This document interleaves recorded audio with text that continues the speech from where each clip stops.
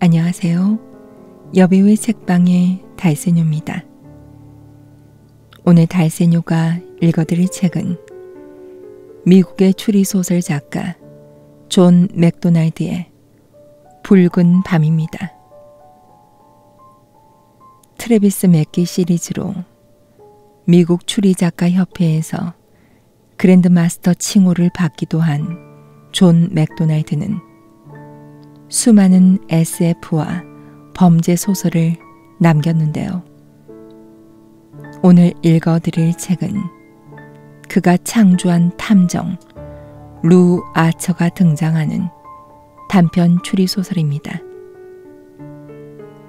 그럼 달세뇨가 읽어드리는 붉은 밤 시작하겠습니다.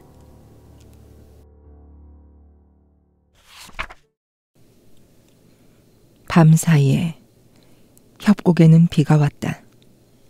세상은 유충의 껍질을 막 벗어나 햇빛 아래서 몸을 부르르 떠는 나비의 그 신선한 빛깔을 띠고 있었다.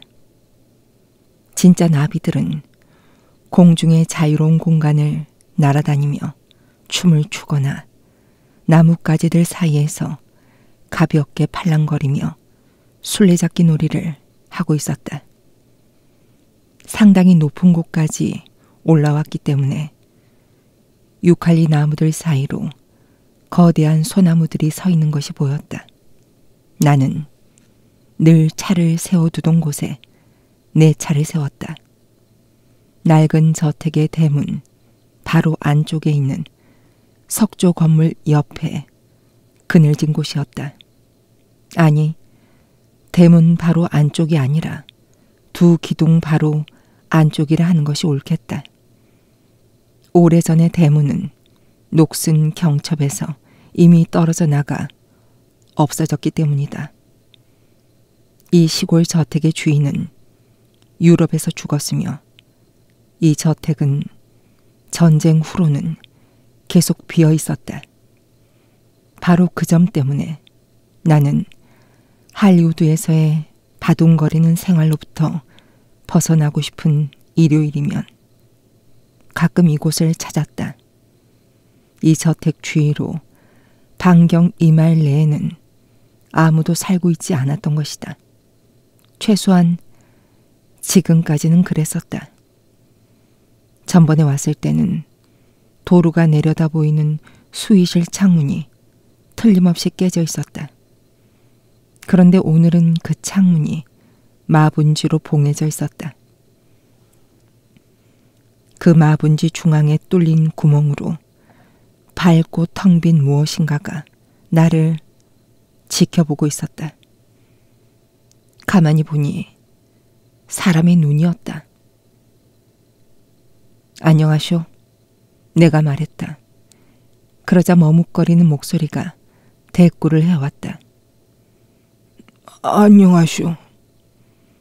수의실 문이 삐걱 소리를 내며 열리더니 머리가 하얗게 샌 남자가 나왔다. 세월에 찌든 얼굴에 미소가 담겨 있었다. 그는 나뭇잎들 사이로 발을 질질 끌며 기계처럼 움직여서 내 쪽으로 걸어왔다. 마치 내 몸뚱아리는 이 세상에서는 절대 편하지가 않소 하고 말하는 것 같았다. 그는 두꺼운 감으로 만든 작업복을 입고 있었는데 옷 사이로 꼴사 나온 근육들이 보였다. 그 근육들은 마치 자루 안에서 꿈틀거리는 짐승들 같은 느낌을 주었다. 발은 맨발이었다. 그가 가까이 다가옴에 따라 나는 그 노인의 몸집이 아주 크다는 걸 알아볼 수 있었다.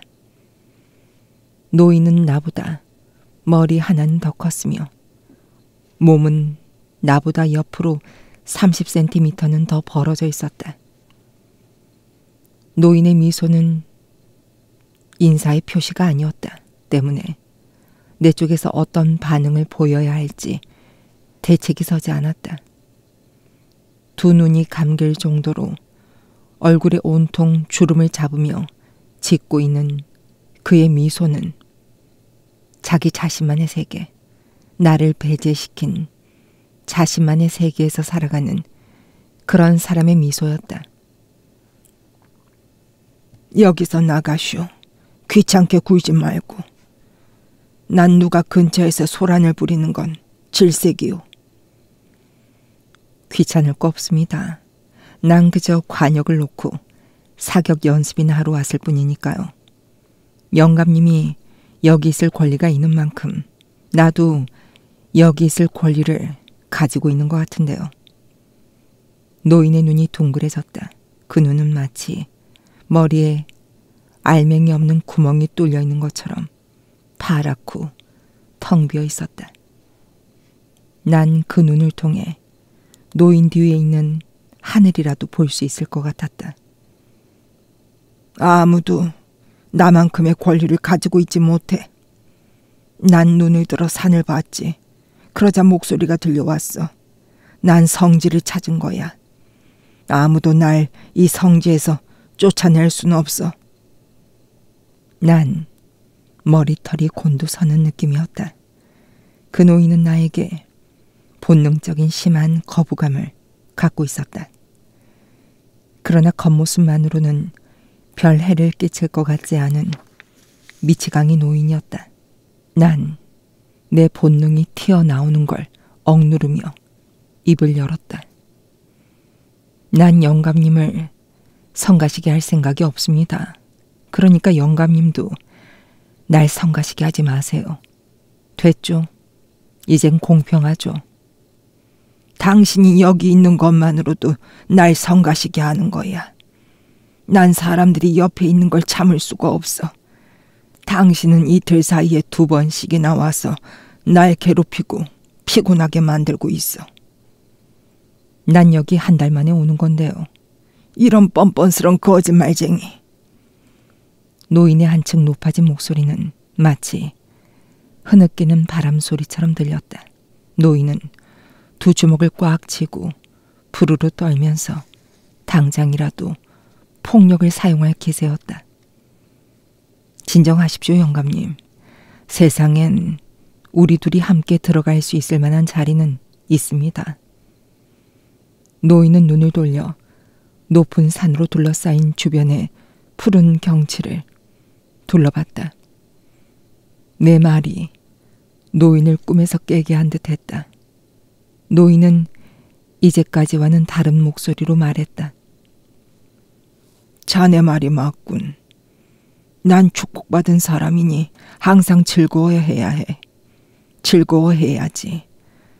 세상은 우리 모든 불쌍한 인간들이 어떻게 창조해 나가느냐에 달려있는 거니까. 그가 다시 미소를 지었다. 입을 벌렸을 때 드러난 이가 마치 늙은 말의 이빨처럼 누렇고 길었다. 그의 부드러운 눈길이 내 차 위에 머물렀다. 지난밤에 왔던 건 자네가 아니군. 그건 다른 차였어. 나도 기억이 나. 노인은 몸을 돌려 발을 질질 끌며 수의실로 들어갔다. 양말을 빤다는 둥의 이야기를 혼잣말처럼 중얼거리고 있었다.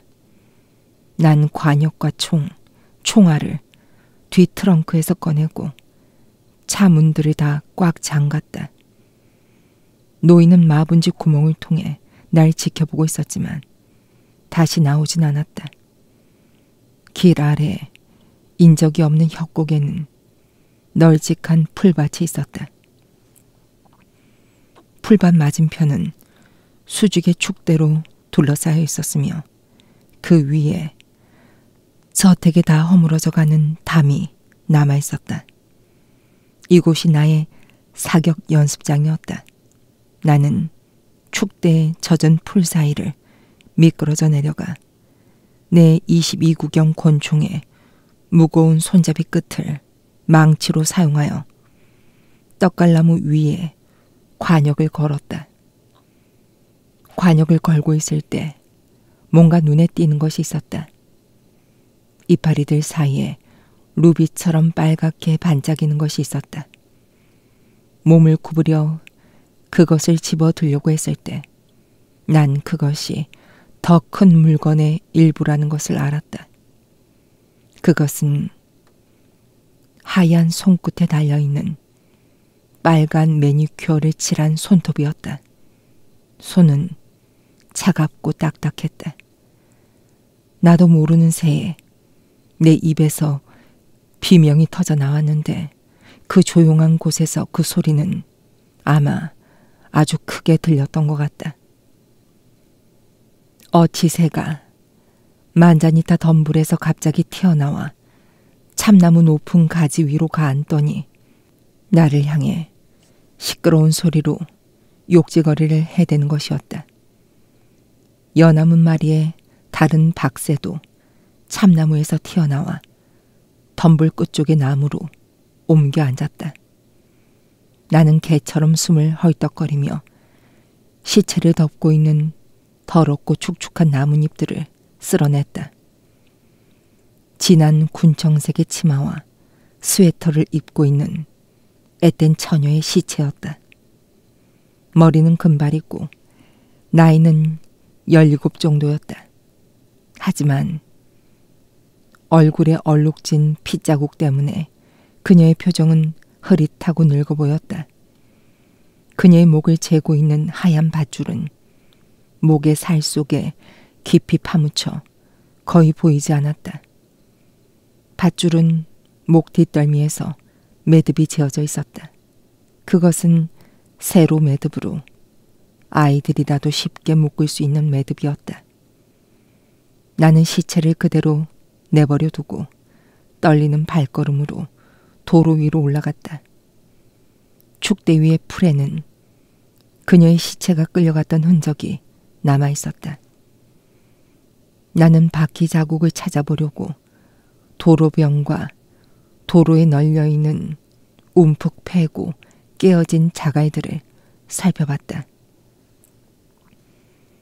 바퀴 자국이 있었다 하더라도 비에 다 씻겨 내려간 것 같았다. 나는 터벅터벅 도로를 걸어 수의실로 다가갔다. 문을 두드렸다. 문을 두드리는 손의 힘에 의해 문은 삐걱거리며 안쪽으로 열렸다. 안에는 아무도 없었다. 낮은 곳에 시커멓게 거미줄을 치고 있는 거미 한 마리가 있을 뿐이었다. 돌로 된 벽난로 앞의 바닥에는 사각형 모양으로 먼지가 앉아 있었다. 침대가 꾸며졌던 자리였다. 팽개쳐진 시커먼 깡통들은 취사 도구로 사용되었던 것임에 틀림없었다. 벽난로 안쪽 움푹 패인 곳에는 불이 꺼진 지 얼마 안 되는 재들이 수북하게 쌓여 있었다. 벽난로 위쪽의 못에는 흰 면 양발 한 켤레가 걸려 있었다. 양말은 아직도 젖어 있었다. 양말 주인은 서둘러 이곳을 떠난 모양이었다. 그 노인을 쫓아가는 것은 내 일이 아니었다. 차를 몰아 협곡을 내려가는 도로를 한참 따라가니 몇 마일 안 지나 가장 가까운 마을 입구에 도착하게 되었다. 그곳엔 도로 순찰대라고 쓰인 길을 단 네모나고 칙칙한 녹색의 건물이 있었다. 도로 건너편에는 목재를 쌓아두는 곳이 있었는데 일요일이라 사람은 하나도 없었다. 진이 일은 참 안 됐어요. 무전 담당자가 지방 보안관한테 무전을 보낸 뒤에 한 말이었다. 그녀는 30살 정도의 나이로 보였으며 상큼한 검은 눈에 검은 머리 그리고 지저분한 손톱을 가지고 있었다. 평범한 흰색 블라우스에 쌓인 몸이 풍만했다. 진이를 아십니까? 내 여동생이 알죠. 그 애들은 같은 고등학교에 다녔어요. 진이만한 어린애한테 그런 일이 일어났을 때는 더욱 끔찍해요. 나도 진이가 실종된 건 알고 있었어요. 8시에 출근해 보니 그런 보고가 들어와 있더군요. 하지만 진이가 어디 가서 연락도 안 하고 주말을 보내고 있겠거니 생각했었죠. 이젠 더 이상 생각할 것도 없죠. 안 그래요? 불쌍한 진이. 불쌍한 그린 씨. 그녀의 눈은 축축해져 있었다. 그린 씨라니. 진이의 아버지인가요? 맞아요. 그린 씨는 진이네 고등학교 상담 선생하고 같이 1시간쯤 전에 여기 들렸어요. 바로 이쪽으로 돌아오시지 않았으면 좋겠네요. 그 슬픈 소식을 알리는 일을 내가 하고 싶진 않거든요. 진이가 실종된 건 언제입니까? 어젯밤에요. 우리가 여기서 보고를 받은 건 오전 3시였던 것 같아요. 캐번 해변에서 열린 파티에서 혼자 따로 떨어져 돌아다닌 것 같았어요.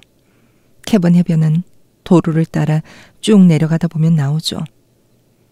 그녀는 남쪽으로 뻗은 협곡 입구 방향을 손가락으로 가리켰다.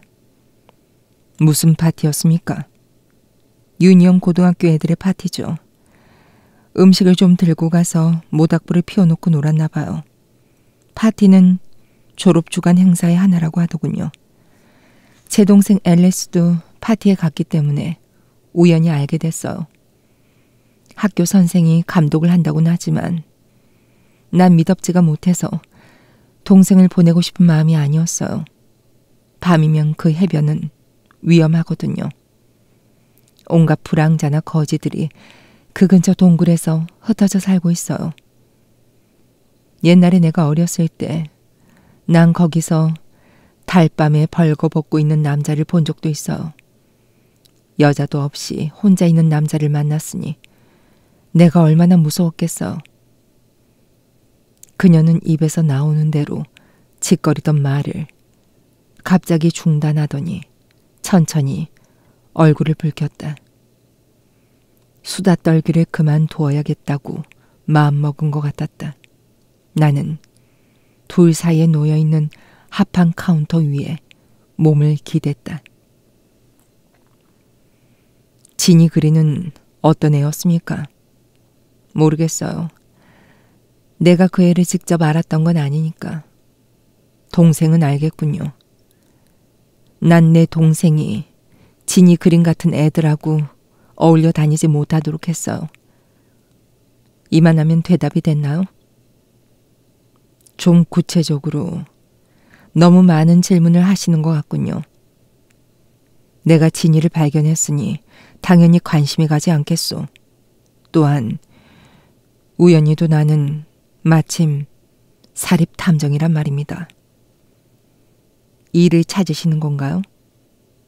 나야 늘 일을 찾는 사람이죠. 나도 마찬가지였어요. 그러다가 여기서 일자리를 얻은 것인데 이제 와서 이 일자리를 놓치고 싶진 않군요. 미안해요. 해야 할 일이 있어서. 그녀는 미소를 띄우며 일부러 상냥하게 말했다.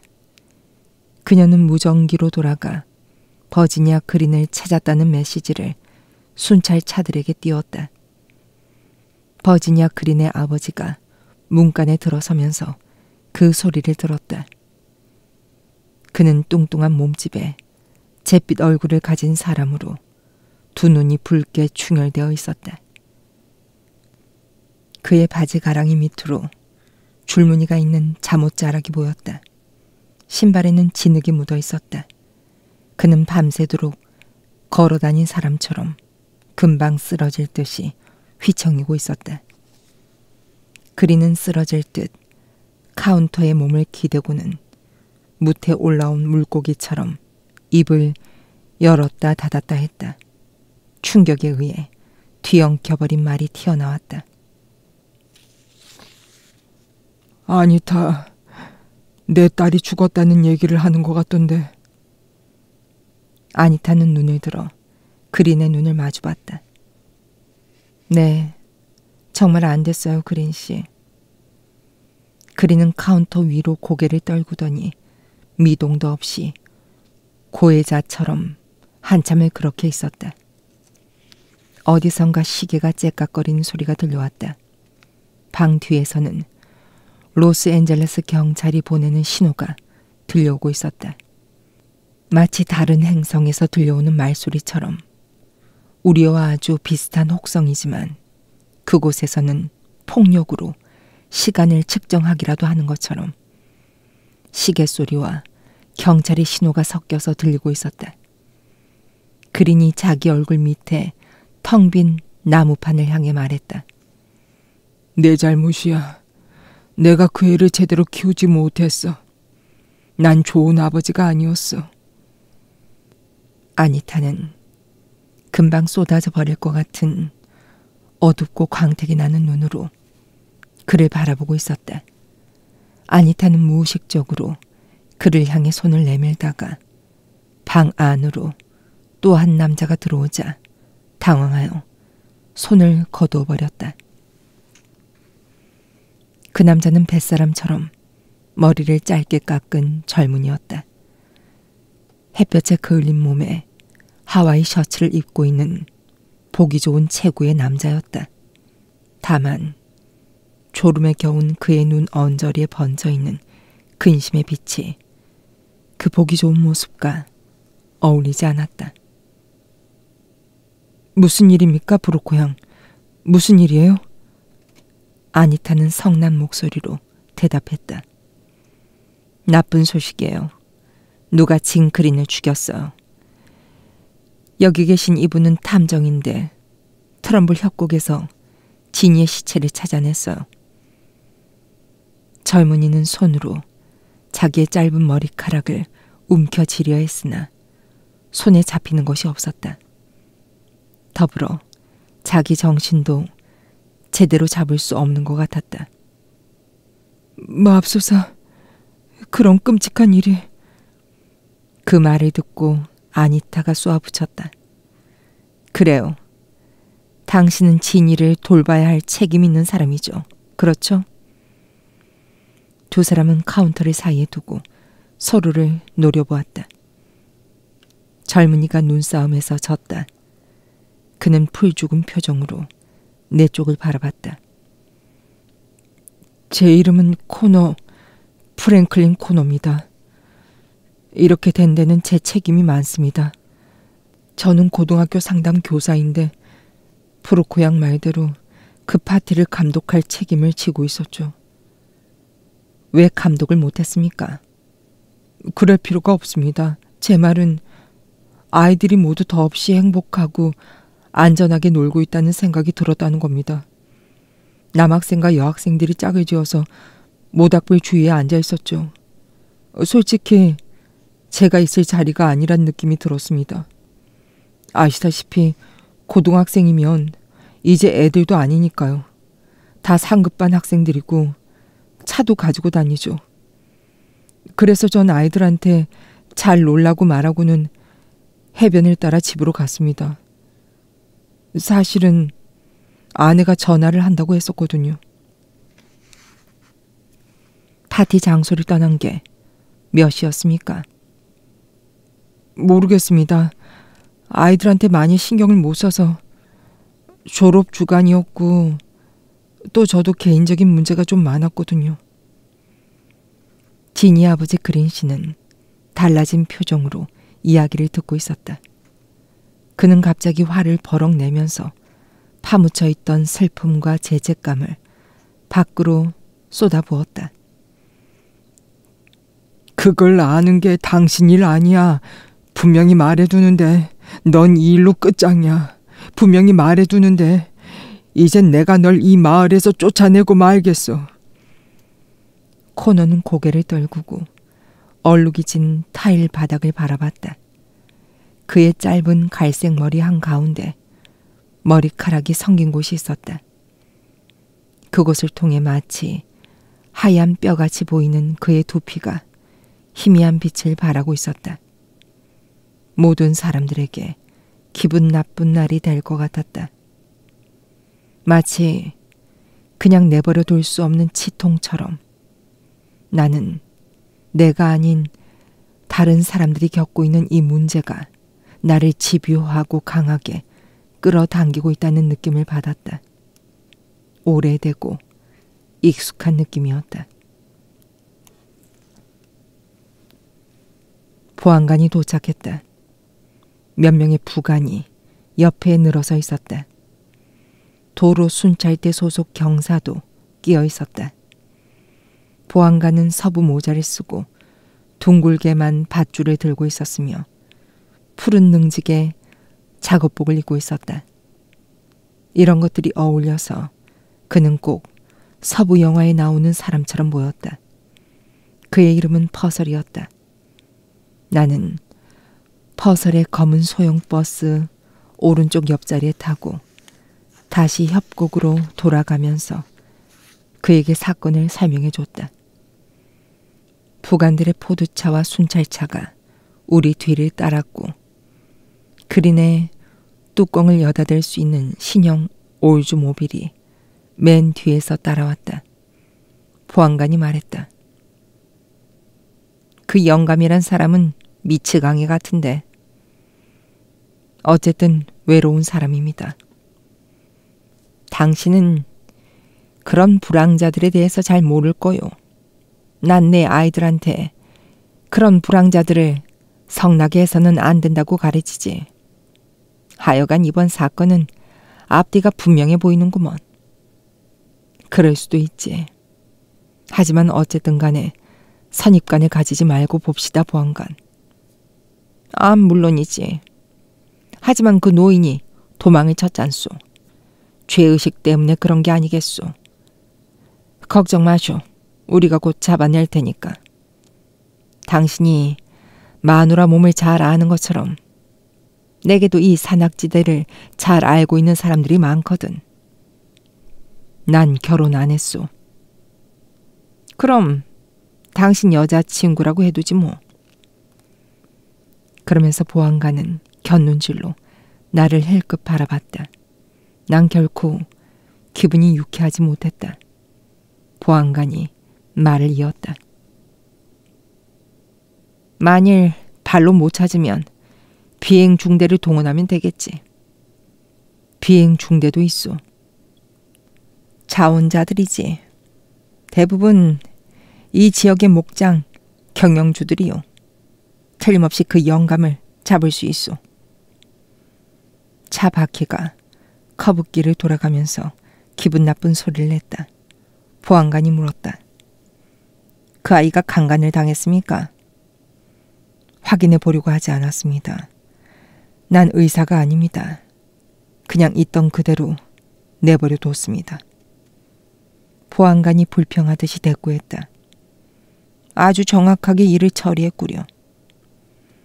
산속의 숲에는 아무것도 변한 것이 없었다. 소녀는 사진 찍히기를 기다리듯이 누워 있었다. 전문가들이 여러 각도에서 많은 사진을 찍었다. 새들은 모두 날아가 버렸다. 소녀의 아버지는 나무에 기대어 사람들이 작업하는 것을 지켜보고 있었다. 한참 후에 보니 그는 땅바닥에 주저앉아 있었다. 나는 자발적으로 나서서 그를 집에까지 태워다 주겠다고 했다. 물론 순수한 박의 주위에서 나온 행동은 아니었다. 난 그런 걸 할 줄 모른다. 나는 그의 차를 돌리면서 물었다. 왜 이 일이 당신 잘못이라고 말했습니까, 그린 씨? 그는 내 말을 듣고 있지 않았다. 길 아래에서는 제복을 입은 네 사람이 천이 덮인 무거운 알루미늄 들것을 들고 가파른 축대를 올라오고 있었다. 그리는 아까 날아가는 새들을 보듯이 그들을 지켜보고 있었다. 마침내 그들이 커브길을 돌아 시야에서 사라졌다. 그리는 고개도 돌리지 않은 채 말했다. 어떻게 저런 애를, 어떻게 저런 어린애를. 나는 잠시 기다렸다가 다시 물었다. 왜 그의 죽음이 당신 책임이라고 했습니까? 그리는 잠에서 막 깨어난 것 같은 표정이었다. 내가 그랬었나요? 아까 도로 순찰대 사무실에서 그런 식으로 말했었죠. 그리는 내 팔을 잡았다. 내가 그 애를 죽였다는 뜻은 아니오. 나도 그렇다고 생각하지 않습니다. 다만 누가 그랬냐는데 관심이 있을 뿐입니다. 당신도 경찰이오? 전에는 그랬었죠. 이 지방 경찰들과 함께 일하는 것 같진 않던데. 맞아요. 난 로스앤젤레스에서 일하는 사립탐정입니다. 아처라고 합니다. 그는 가만히 앉아서 내 말을 곰곰이 생각하는 것 같았다. 저 밑 협곡 입구로 여름 바다가 밀려들고 있었다. 그린이 물었다. 당신 생각엔 그 늙은 불황자가 그런 것 같지 않소? 그 노인이 그렇게 할 수 있는 방법이 떠오르지 않습니다. 물론 그 영감은 아주 힘이 세 보이는 미추강이긴 합니다. 하지만 그가 해변부터 여기까지 그 애를 운반해 올 수는 없습니다. 그 애가 자발적으로 그 영감을 따라오지도 않았을 거 아닙니까? 어떻게 보면 내 말은 질문 같기도 했다. 모르겠어요. 진이는 좀 거친 데가 있어서 그 애는 어떤 일이 나쁘다는 그 이유 때문에 또는 위험하다는 바로 그 이유 때문에 그 일을 하기도 하죠. 누가 어떤 도전을 해왔을 때 거절하지 않을 애입니다. 특히 그게 남자라면.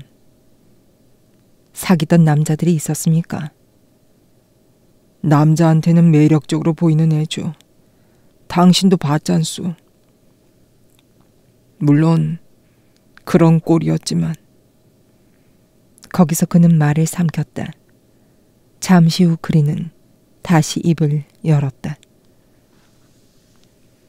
날 안 좋은 쪽으로 유도하지 마시오. 진이는 결코 나쁜 애가 아니었어요. 좀 고집이 셌을 뿐인데 그렇게 만든 게 납니다. 그래서 내 잘못이라고 했던 거죠. 어떤 잘못입니까, 그린 씨? 뭐 흔한 것들이죠. 어떤 것들은 내가 일부러 그런 것도 있지만 진이한테는 엄마가 없어요. 오래전에 떠나버렸지. 내 잘못도 있고 마누라 잘못도 있습니다. 난 진이를 내 손으로 키우기로 했습니다. 하지만 제대로 감독을 못했던 겁니다. 난 마을에서 식당을 경영하는데 밤 늦어서야 돌아오죠. 때문에 진이는 국민학교 때부터 자기 멋대로 했습니다. 내가 집에 있을 때는 둘이 잘 지냈지만 보통은 내가 집에 없었으니 내가 제일 잘못한 것은 그 애가 주말에 식당에서 일하도록 허락을 했던 겁니다. 한 1년 전쯤부터 그랬죠. 옷 살 돈이 필요하다고 하길래 이것도 좋은 교육이겠다 싶어서 시켰죠.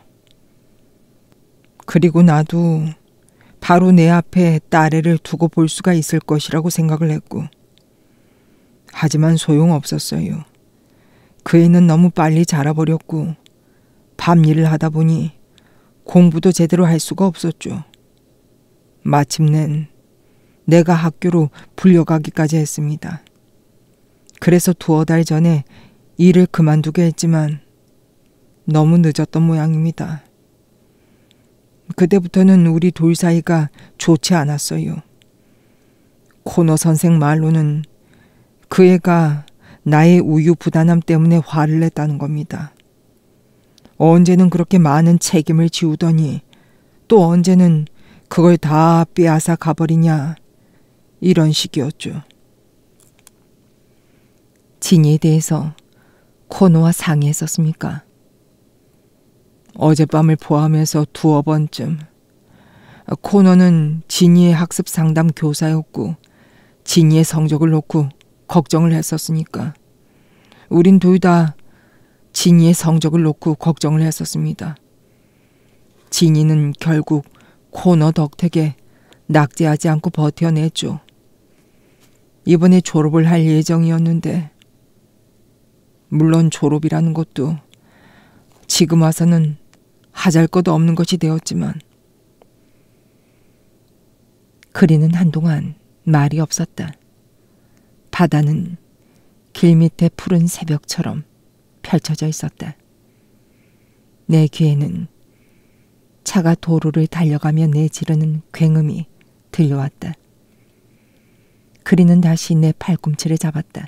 마치 인간적인 접촉을 필요로 한다는 듯이.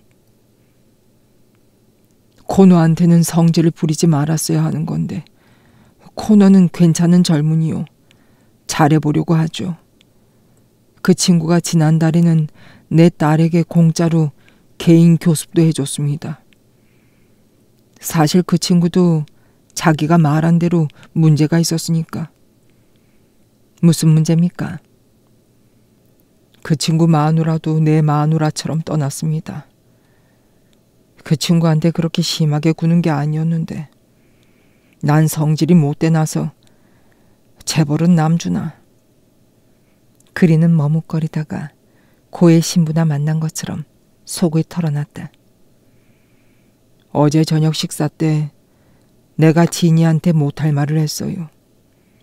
그 애는 늘 저녁을 내 식당에 와서 나와 함께 먹었거든. 내가 그랬지. 만일 오늘 밤 내가 집에 돌아갈 때까지 집에 와 있지 않으면 목을 매달아 버리겠다고 말입니다. 그런데 진이는 집에 안 왔군요.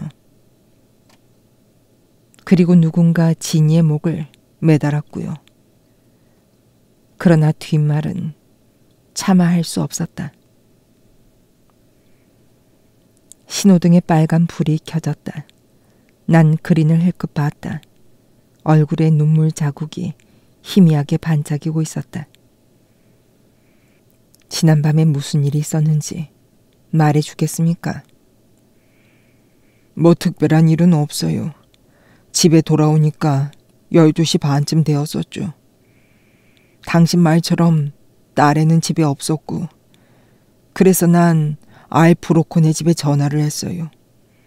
그 친구는 내 식당에서 야간에 요리를 맡고 있죠. 아래 막내딸 앨리스도 해변에서의 달밤 파티에 갔다더군. 헌데 앨리스는 집에 돌아와 있었어요. 앨리스와도 통화를 했었습니까? 그 애는 잠들었다고 하더군. 알이 깨우긴 했지만 직접 통화하진 않았소. 그 애도 진이가 어디 갔는지 모른다고 알이 대신 전해줍디다. 난 잠자리에 들었지만 잠을 이룰 수가 없었어요.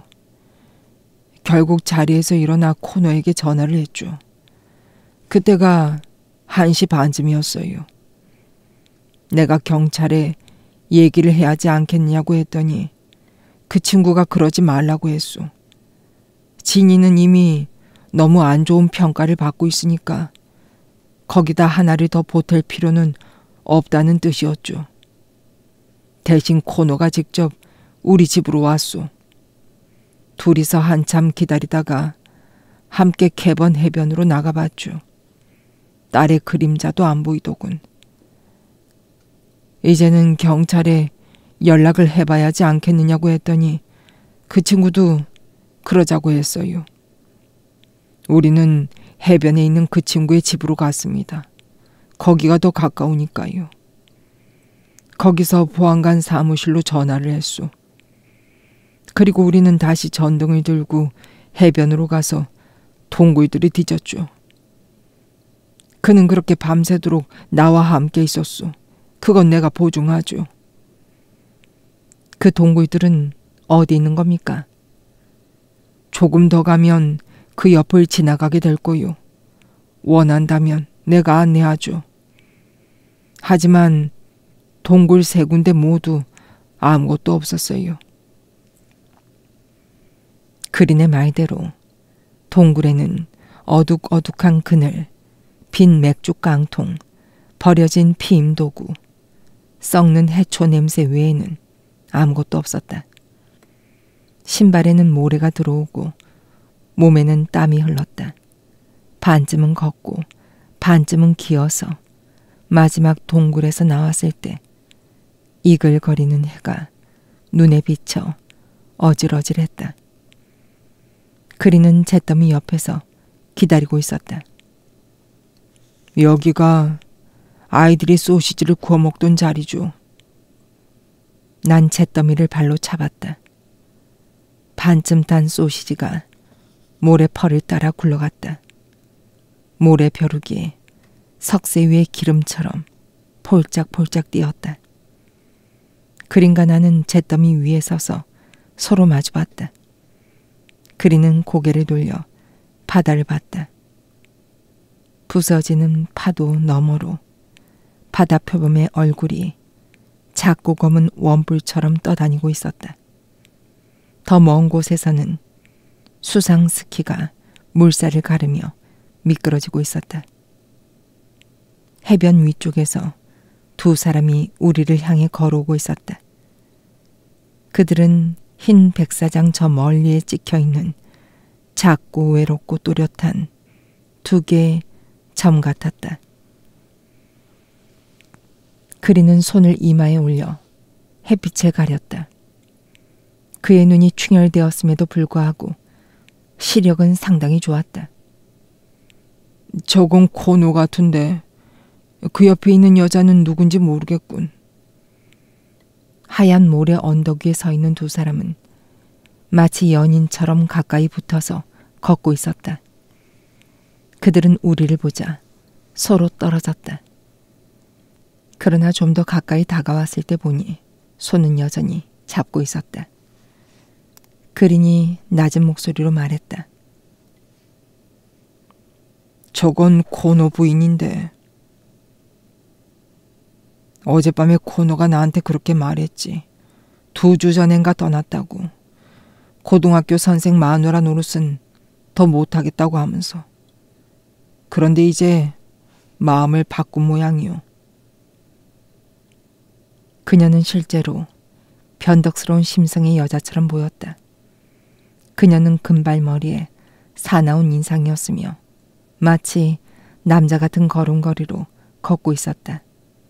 다만 상당히 세련된 옷차림 때문에 그녀의 딱딱하고 각진 모습이 좀 덜해 보일 뿐이었다. 그녀는 남자 옷처럼 재단한 마드라스 무명으로 만든 셔츠에다 길고 날씬한 다리에 꼭 끼는 검은 카프리 바지를 입고 있었다. 훌륭한 다리를 가진 여자였다. 코노는 복잡하고 당황한 표정으로 우리를 바라봤다. 멀리서도 알아봤습니다, 그린 씨. 제 아내는 처음 보시죠? 제가 일하는 곳에서 뵌 적이 있죠. 이어서 그린은 여자 쪽을 향해 설명했다. 전 마을에서 하이웨이 식당을 운영하고 있죠. 처음 뵙겠습니다. 여자는 관심 없다는 투로 말하더니 곧 완전히 달라진 목소리로 말했다. 버지니아의 아버지 되시죠? 그렇죠? 참 안 됐습니다. 고맙습니다, 부인. 지난밤에 코너 선생이 정말 극진하게 절 도와주셨죠. 정말 고마워하고 있습니다. 그리는 코너에게 감사를 하고 있는 셈이었다. 그러자 코너가 대답했다. 우리 집에 와서 한잔 하시지 않겠어요? 바로 저 해변 아래인데. 한잔 하고 싶은 표정인데요, 그린 씨.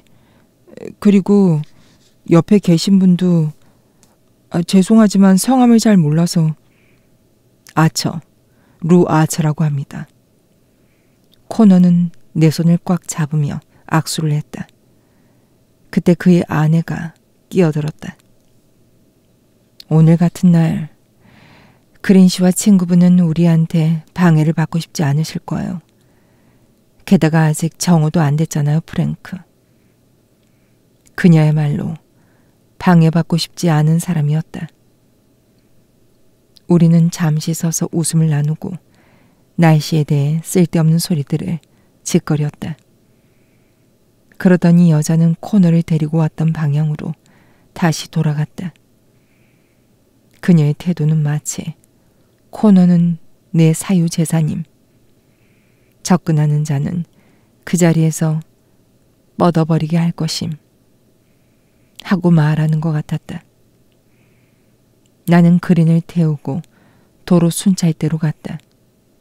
그린은 기분이 한결 나아졌다고 하면서 거기서부터는 혼자 운전해 가겠다고 했다. 그린은 나더러 정말 필요할 때 친구가 되어주었다고 말하면서 고맙다는 말을 계속 늘어놨다. 그는 순찰대 사무실 문 앞까지 따라와서 고맙다는 인사를 했다. 무전 담당자 아니타 브로코는 상하 손잡이가 달린 손톱 다듬는 줄로 손톱을 손질하고 있었다. 그녀는 관심 있는 표정으로 날 올려다봤다. 벌써 그 노인을 잡았나요? 나도 같은 질문을 하려던 참이었어, 브로코 양. 브로코는 여자들 특유의 앙심을 품은 듯한 목소리로 말했다. 아직까진 그렇게 운이 좋지 못해요. 하지만 곧 잡을 거예요. 보안관이 비행 중대를 소집하고 또 사냥개들을 데리러 벤추라에 사람을 보냈으니까요. 대단하군. 뭐가 대단하다는 거예요? 난 그 산속의 노인이 진이를 죽였다고 생각하지 않아요. 만일 그랬다면 오늘 아침까지 기다린 다음에 도망치진 않았을 거요. 당장 달아나 버렸겠지. 하지만 결국 도망치긴 했잖아요. 내 생각엔 그 노인이 내가 시체를 발견하는 것을 봤고 그때서야 자기가 죄를 뒤집어 쓸 수 있다는 생각을 했을 것 같은데요. 브로코는 기다란 손톱 다듬는 줄을 손가락 사이에 끼워 구부리면서 내 말을 들었다. 그 늙은 불황자가 안 그랬다면 누가 그랬단 말이에요?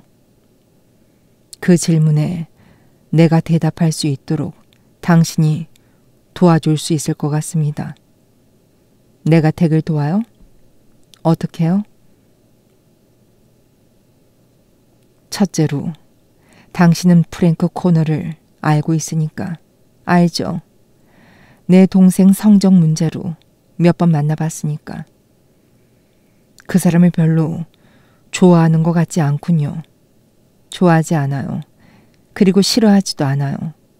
나한텐 그저 멍청이로 보일 뿐이에요. 왜요? 그 사람한테 무슨 문제가 있습니까? 브로코의 꼭 담은 입술이 바르르 떨리더니 말들이 튀어나왔다. 나도 그 사람이 뭐가 문제인지는 몰라요. 그 사람은 어린 여자애들한테서 손을 떼지 못해요. 어떻게 그걸 압니까? 들었으니까요. 당신 동생 앨리스한테서? 네. 학교에 그런 소문이 돈다고 말하더군요. 그 소문엔 진이 그린도 포함되어 있었습니까? 그녀는 고개를 끄덕였다. 그녀의 눈은 지문을 찍는 잉크처럼 검은색이었다. 그것 때문에 코너의 아내가 떠났던 겁니까? 그건 나도 모르겠어요. 난 코너 부인은 한 번도 본 적이 없어요. 당신은 별로 모르는 게 없는 것 같던데. 그때 밖에서 숨이 막힌 채 우는 듯한 고함 소리가 들렸다.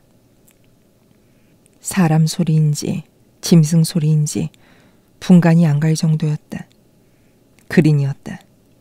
내가 문간에 나갔을 때 그는 손에 무거운 푸른색 권총을 들고 차에서 내리는 중이었다.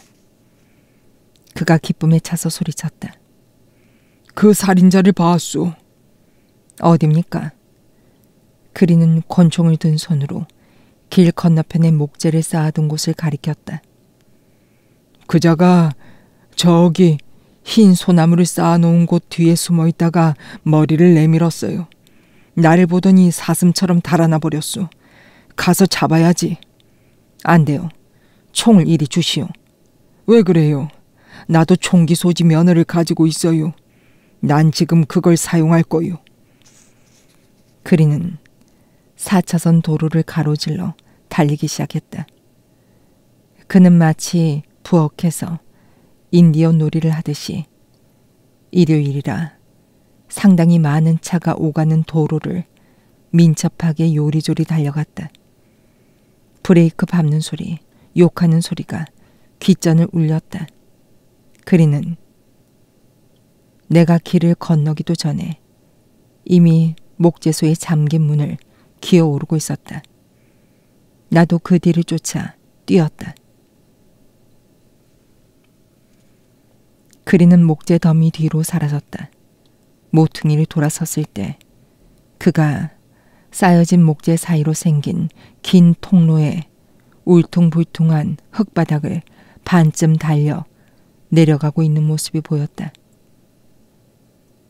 산에 있던 노인은 그 앞을 달려가고 있었다. 노인이 죽을 힘을 다해 달리는 통에 그의 흰 머리카락이 나부꼈다. 그의 어깨에 매달린 삼배 배낭이 슬픔과 수치의 상징처럼 흔들리고 있었다. 서라, 안 서면 쏠 거야. 그린이 소리쳤다. 그러나 노인은 악마가 쫓아오고 있긴 한 것처럼 계속 달렸다. 노인은 벽에 이르자 배낭을 버리고 담장을 기어오르려 했다. 거의 다 올라갔을 때 세 가닥의 가시 철망이 노인의 옷을 잡고 놓아주질 않았다. 그린에 찢어지는 듯한 외침이 들리더니 이어서 총성이 울려 퍼졌다. 노인의 거대한 몸이 담장 위에 엎어졌다. 노인의 몸은 경련을 일으키더니 축 늘어지면서 둔탁한 소리와 함께 땅으로 떨어졌다. 그리는 이새로 숨을 씩씩거리면서 노인의 몸을 내려다봤다.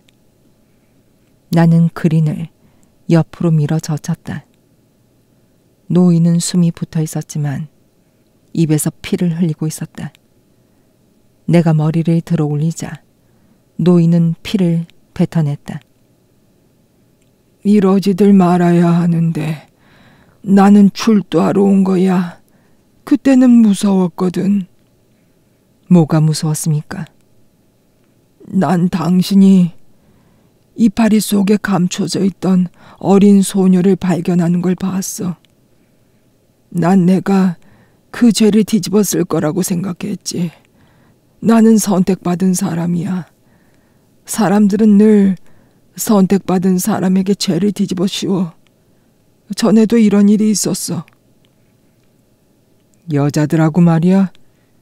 그린이 무서운 얼굴에 웃음을 지으며 내 어깨 너머로 노인에게 말했다. 경찰하고 말이야. 사람을 죽였기 때문에. 그린이 말했다. 면허 없이 거리에서 설교를 했기 때문이야. 그 목소리가 나더러 사악한 족속에게 가서 설교를 하라고 했거든. 그리고 그 목소리가 오늘 아침에는 나더러 출두를 해서 증언을 하라고 하시더군. 무슨 목소리가요? 위대한 목소리지. 노인의 목소리는 작고 희미해져 갔다. 노인은 기침을 하며 피를 토했다. 미친 영감탱이야. 그린이 말했다. 시끄러워요. 그린한테 쏘아붙이고 나서 난 다시 죽어가는 노인 쪽을 향했다. 무슨 증언을 하려고 했습니까? 내가 본 차에 대해서. 그 찻소리 때문에 난 한밤중에 깨어났지. 그 차는 내 성지 아래에 있는 길에 멈춰 있었어. 어떤 종류의 차입니까? 난 차에 대해서 몰라. 외국차 같았는데 죽은 사람도 깨어나게 할 만큼 시끄러운 소리를 냈어. 누가 그 차를 운전하는지 보셨습니까? 아니, 가까이 가지 않았어. 무서웠거든. 그 차가 길에 서 있었던 게 몇 시쯤입니까? 난 시계를 안 보고 살아. 달이 나무 뒤로 내려앉아 있더군. 그것이 노인의 마지막 말이었다.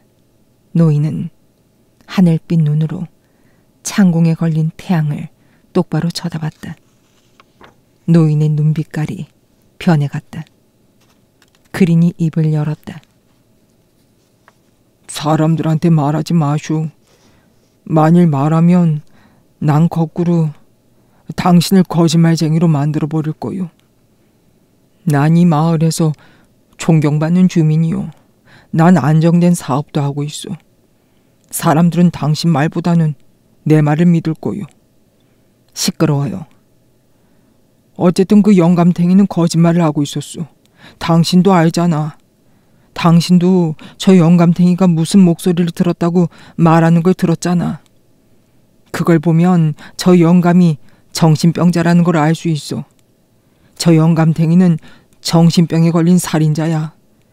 미친 개를 쏴 죽이듯이 난 저 영감탱이를 쏴 죽인 거야. 난 옳은 일을 했어. 당신은 잘못했어, 그린. 당신도 그걸 알고 있어. 다른 사람을 또 죽이기 전에 그 권총을 이리 내놔요. 그린은 불쑥 권총을 내 손에 얹어주었다. 탄창을 빼다가 내 손톱이 찢겼다. 나는 빈 총을 그에게 돌려주었다. 그린이 팔꿈치로 슬쩍 나를 찔렀다. 이거 봐요. 아마 내가 잘못했을 수도 있어. 난 흥분을 했었어. 하지만 이 사실이 알려지면 내 사업은 망해버려요. 그리는 뒷주머니를 뒤적거리더니 상어 가죽으로 만든 두꺼운 지갑을 꺼냈다. 당신한테 많은 돈을 주리다. 당신은 사립탐정이라고 했죠.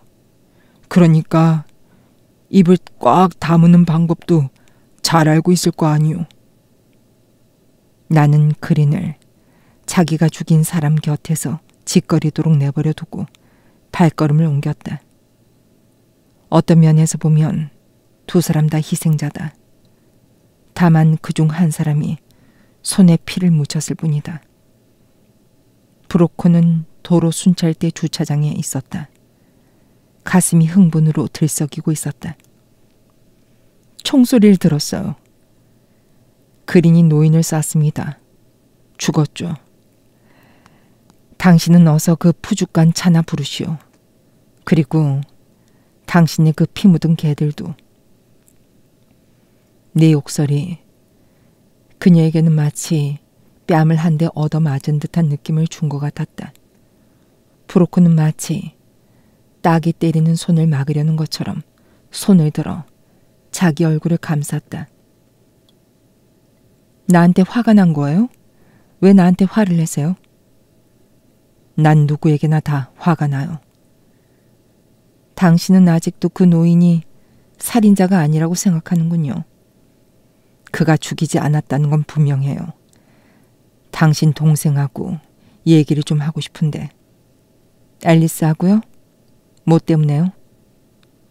정보를 좀 얻으려고 해요. 앨리스는 어젯밤에 지니 그린과 함께 해변에 있었습니다. 앨리스가 나한테 뭔가 얘기해 줄지도 모르죠. 앨리스는 그냥 내버려 두세요. 친절하게 대할 겁니다. 어디 살죠? 난 내 동생이 이 지저분한 일에 끼어드는 걸 원치 않아요. 내가 알고 싶어 하는 건 지니가 어젯밤에 누구와 짝을 지었냐 하는 거죠. 내가 직접 물어볼게요. 나중에 말씀드리죠. 이봐요, 브로코 양. 지금 우리는 시간을 낭비하고 있습니다. 내가 당신 동생을 만나보는데 굳이 당신 허락을 맡아야 할 것 같소. 가서 전화번호부만 뒤져도 다 나오는 걸 가지고. 브로코의 얼굴이 확 달아오르는 것 같더니 다시 가라앉았다. 당신이 이겼어요. 우린 올란도 거리 224번지에 살고 있어요. 마을 뒤쪽이죠. 앨리스한테는 친절하게 하시겠죠? 지니가 죽은 것만으로도 앨리스는 너무 괴로워하고 있어. 앨리스가 진이의 아주 친한 친구였단 말이군요. 네. 나도 둘을 떼어 놓으려고 했죠. 하지만 아시다시피 애들이란 게 둘 다 엄마가 없는 애들이니까 꼭 붙어 다녔어요. 난 앨리스한테 엄마처럼 대하려고 노력했어요. 당신 어머니는 어찌 되셨는데요? 아버지가... 어머님 돌아가셨어요. 갑자기 그녀 얼굴이 푸른빛으로 창백하게 물들더니 낡은 구리 색깔로 변해버렸다. 제발 그 얘기는 하고 싶지 않아요. 어머니가 돌아가셨을 때 난 무척 어렸어요. 브로코는 뭐라고 떠들어대는 그녀의 무전기로 돌아갔다. 대단한 여자군. 나는 차를 몰아 순찰대 사무실을 빠져나오면서 생각했다. 나이가 찼는데도 독신 생활이라니. 아마도 그녀의 속은 아직 분출할 곳을 못 찾은 정열로 가득 차 있으리라. 하루 8시간 근무를 한다고 했으니까 아침 8시에 일을 시작하면 오후 4시쯤이면 일이 끝났었겠지. 크지 않은 마을이었기 때문에 마을 중앙을 가로질러 뒤쪽으로 가는 길은 그리 오래 걸리지 않았다. 도로는 중앙로로 접어들어서 차선이 2배로 확대되고 있었다. 나는 유니온 고등학교를 지나갔다. 녹색 운동장에는 사각모를 쓰고 가운을 입은 많은 아이들이 졸업식 예행 연습을 하고 있었다. 마치 관을 덮은 까만 천이 운동장을 덮고 있는 것 같았다. 아니 사실은 내 마음속을 덮고 있는 것인지도 몰랐다. 길을 따라 계속 가자 그린의 하위의 식당이 나타났다. 여남은 대의 차들이 주차장에 서 있었다. 커다란 유리를 통해 흰 제복을 입은 2-3명의 여종업원이 재빠르게 돌아다니고 있는 게 보였다. 올란도 거리는 중하층 계급이 모여 사는 주택가로 도로가 그 중간을 가로지르고 있었다. 능수와 나무들의 꽃들이 벽토를 바른 목조 가옥들 사이에서 낮게 뜬 작은 진홍색 구름처럼 피어 있었다. 떨어진 진홍색 꽃잎들이 브로콘의 집 앞에 좁은 잔디밭에 카페처럼 깔려 있었다. 티셔츠 밑으로 강단 있어 보이는 몸에 햇볕에 그을은 피부를 가진 마른 사내가 현관 옆 집 앞 도로변에서 빨간색의 작은 피아트 차를 물로 닦고 있었다. 50은 넘어 보였고 길게 기른 머리카락은 인디언의 머리카락처럼 새까맸다. 브로코 씨 되십니까? 맞소. 딸 앨리스 양이 집에 있습니까? 집에 있소. 앨리스와 얘기를 좀 하고 싶은데요. 브로코는 손으로 코를 풀더니 그 콧물이 떨어지는 손가락으로 곤충을 들이대듯 나를 겨누었다. 당신은 내 딸과 사귀기에는 너무 늙지 않았소. 난 진이 그린의 죽음을 조사하고 있는 탐정입니다. 앨리스는 그 일에 대해 아무것도 모르. 금방 도로 순찰대 사무실에서 큰 따님과 이야기를 하고 왔습니다. 그분은 앨리스가 뭘 좀 알지도 모른다고 하던데요. 그러자 그는 발걸음을 옮겼다. 그래요. 아니타가 괜찮다고 그랬다면야. 괜찮아요, 아버지. 아니타 언니가 막 전화를 걸었어요. 들어오세요, 아처씨. 아처씨 맞죠? 그래요. 내가 아처요. 앨리스가 망이 쳐진 문을 열었다. 문 안이 바로 작고 네모난 거실이었다. 거실에는 낡아빠진 녹색 가구와 텔레비전이 있었다. 앨리스가 텔레비전을 껐다. 앨리스는 진지한 표정의 예쁜 소녀였다. 언니 아니타가 한 10년만 젊고 살이 10파운드 정도 빠지고 머리를 뒤에서 묶고 등으로 들이우기만 한다면 앨리스가 될 것 같았다. 앨리스는 우울한 얼굴로 의자 가장자리에 걸터 앉아서 손으로 긴 의자를 가리키며 나더러 앉으라고 했다. 앨리스의 동작에는 활기가 없었다. 눈 밑에는 그늘이 테를 두르고 있었다. 얼굴은 아주 창백했다. 저한테 뭘 물어보고 싶으세요? 언니가 그 얘기는 안 해줬어요. 어젯밤에 진이는 어떤 남자애와 함께 있었지. 아무하고도 같이 안 있었어요. 저와 함께 있었거든요. 그 애는 남자애들하고는 어울리지 않아요. 앨리스는 나로부터 텔레비전 쪽으로 눈을 돌렸다. 텔레비전에서는 진이가 남자와 함께 있었다고 하더군요. 그것을 증명할 의학적 증거가 있다고 하면서. 하지만 난 그 애가 누구와 함께 있는 걸 못 봤어요. 어떤 남자하고도요. 진이는 남자들과 잘 어울려 다녔나? 앨리스는 고개를 저었다. 말총처럼 뒤로 묶은 머리가 흔들리다가 축 늘어졌다. 곧 울음을 터뜨릴 것 같은 표정이었다. 네가 아니타한테 그렇게 말했다던데. 말 안 했어요. 네 언니가 거짓말을 하지 않았겠지. 아, 넌 그저 진이에 대해 떠도는 소문을 전해줬을 뿐이로구나. 진이가 어떤 특별한 남자와 무슨 관계가 있다느니 하는 학교에서 떠도는 소문 말이야. 앨리스는 홀린 듯이 내 얼굴을 쳐다봤다. 작은 새의 눈처럼 미세하게 흔들리는 그녀의 눈은 두려움에 젖어 있었다. 그 소문이 사실이었니? 앨리스는 여인 어깨를 으쓱했다. 제가 그걸 어떻게 알아요?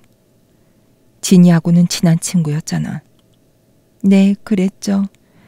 진이는 남자애들을 좀 밝히는 쪽이긴 했지만 정말 괜찮은 애였어요.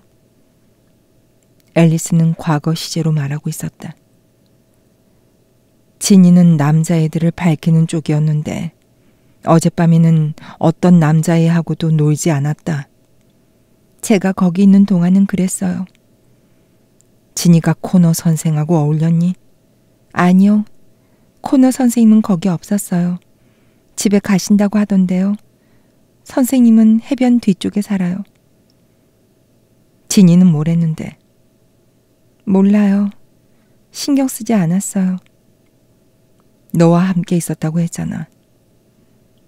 진이가 저녁 내내 너와 함께 있었어? 네. 앨리스의 얼굴에 곤혹스러운 표정이 떠올랐다. 아니에요. 진이도 해변을 떠났어. 앨리스가 고개를 끄덕였다. 코너 선생이 간 쪽으로 코너 선생 집을 향해서.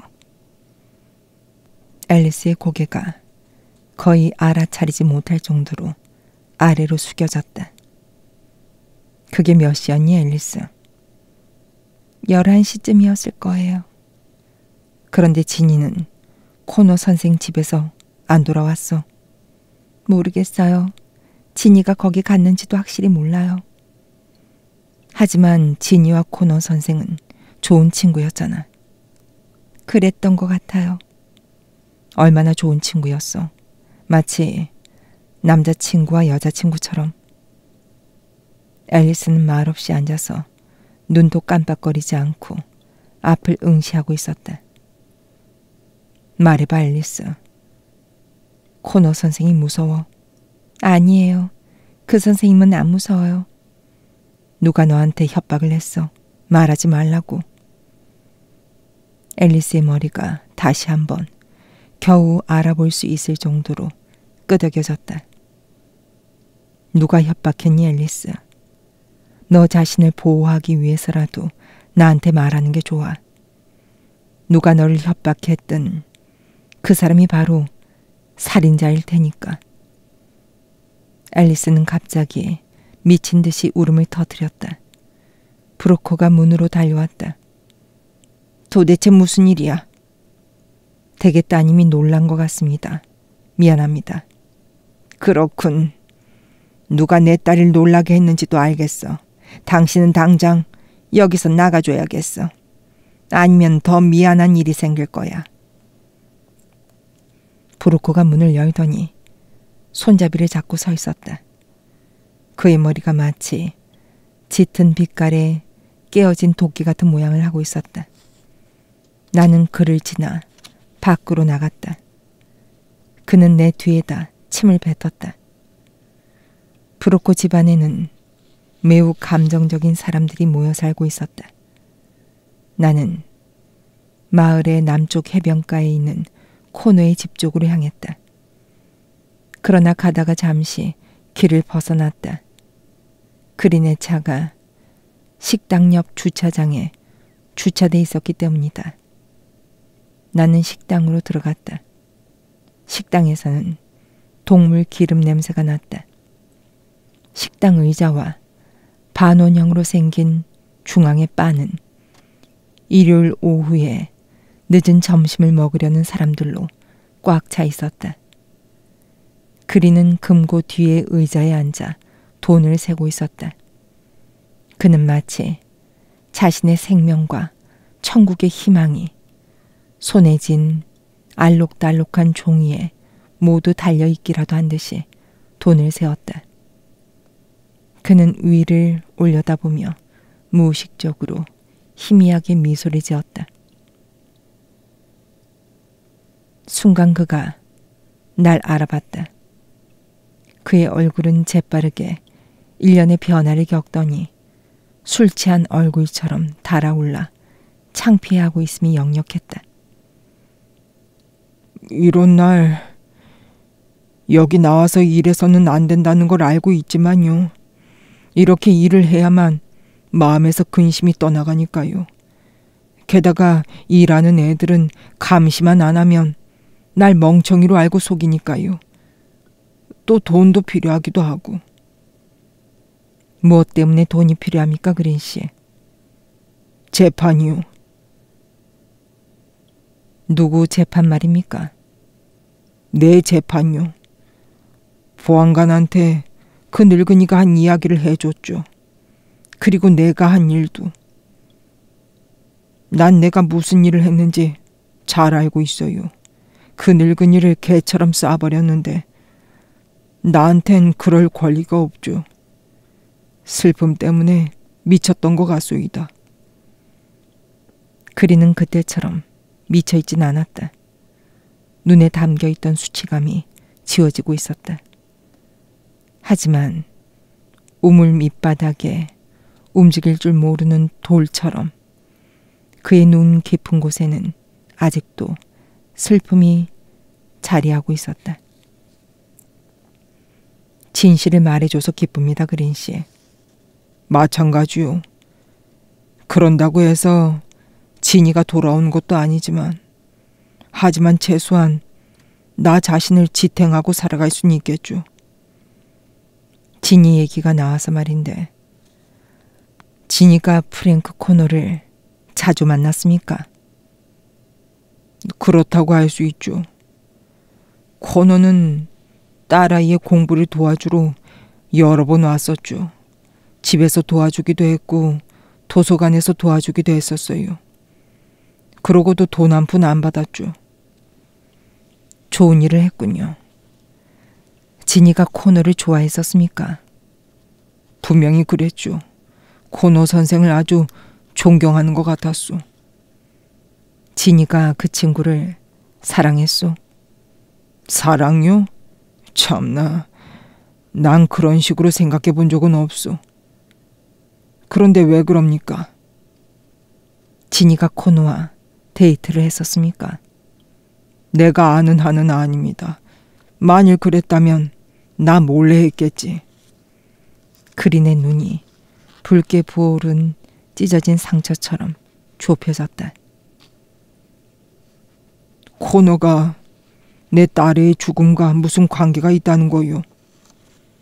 가능성일 뿐입니다. 벌써 화낼 필요는 없어요. 그러다간 어떻게 되는지 잘 알지 않소. 걱정하지 마시오. 그런데 코너란 친구가 어떻단 말입니까? 그 친구에 대해서 뭔가 좀 알아냈어요. 하긴 내 생각에도 지난 밤에는 좀 이상하게 행동하는 것 같더니만. 뭐가 이상했다는 겁니까? 글쎄 코너가 우리 집에 왔을 때는 매우 술이 취한 상태였소. 나와 또 고주 망태가 되도록 마셨는데 그 때문에 한동안 뻗어 있었죠. 나중에 해변에 내려가서도 코너는 거의 히스테리에 가까운 행동을 보였소. 고개를 푹 떨구고는 주위를 막 뛰어다니더군요. 코너가 원래 술을 많이 마십니까? 나도 모르죠. 지난밤에 우리 집에서 술을 먹기 전까지는 술 먹는 것을 한 번도 본 적이 없으니까. 그리는 눈을 가늘게 뜨고 말을 이었다.